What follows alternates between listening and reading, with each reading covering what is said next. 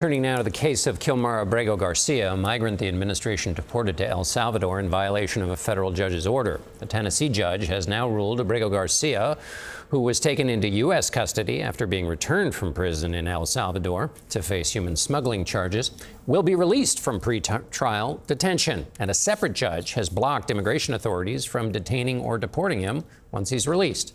This comes as CBS's immigration reporter Camilo Montoya-Galvez has obtained new documents detailing the pace of deportations overall. And Camilo joins me now. What about the pace of deportations? Hi, John. So according to the data that we obtained, in the first 6 months of the second Trump administration, ICE carried out 150,000 deportations to migrants' home countries or to third countries that are accepting citizens that are not their own.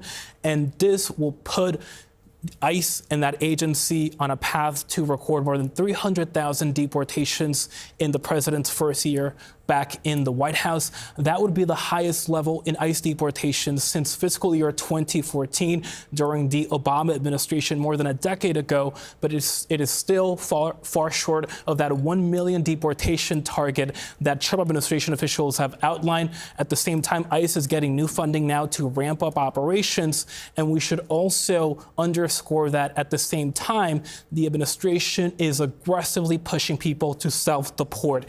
It is telling people that if they do not leave voluntarily, they will be fined and even prosecuted.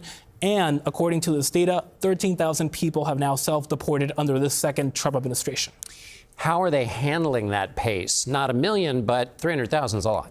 Well, Congress just made ICE the highest funded law enforcement agency in the federal government, giving that agency $75 billion to ramp up operations and to dramatically expand its detention system. So operations will be expanding significantly in the coming months. In addition, we know that the Department of Defense is now going to be allowing ICE to use 2 military bases in New Jersey and Indiana as temporary staging centers to hold people awaiting deportation, John. And very briefly, you compared it to the Obama years, 2014. How close is the comparison? Was it a lot more in Obama, a lot less? What was the? Well, the highest peak in ICE deportations occurred in fiscal year 2012 when ICE recorded more than 400,000 deportations. The administration wants to get to 1 million. That would be unprecedented.